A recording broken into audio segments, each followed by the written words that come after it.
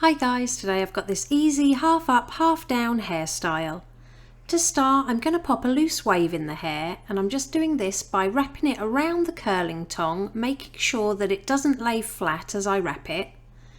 Hold it for a few seconds and release the curl, and then when you move on to the next section, always wrap it in the opposite direction.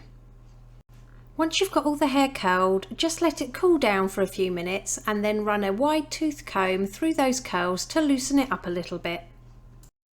I'm popping some volume powder at the crown area just for a little bit of lift, and then I'm going to gently back comb that crown section just for a little bit more volume.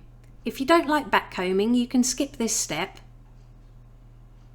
So once you've got everything back combed, use your tip of your comb to smooth it over and gather that crown area into your hand at the back of the head and secure it into a ponytail using an elastic band. Then I'm going to add some wax spray over the top of the hair, and I'm going to use my fingers to gently pinch and pull at that crown area to give it more texture and volume.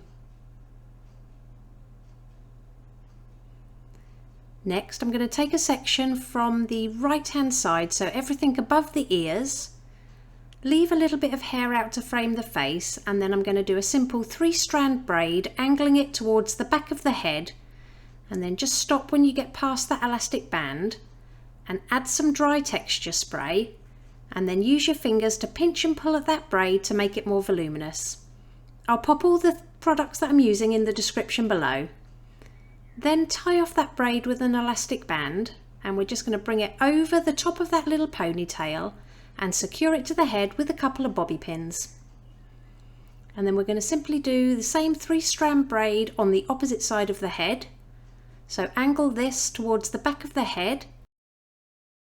When you get past the middle, add your texture spray and pinch and pull that braid apart. And then secure it with an elastic band. Now I'm going to pop my fingers through one of the holes of that right hand braid, grab the left hand braid and bring it all the way through. Then just secure it with a couple of pins.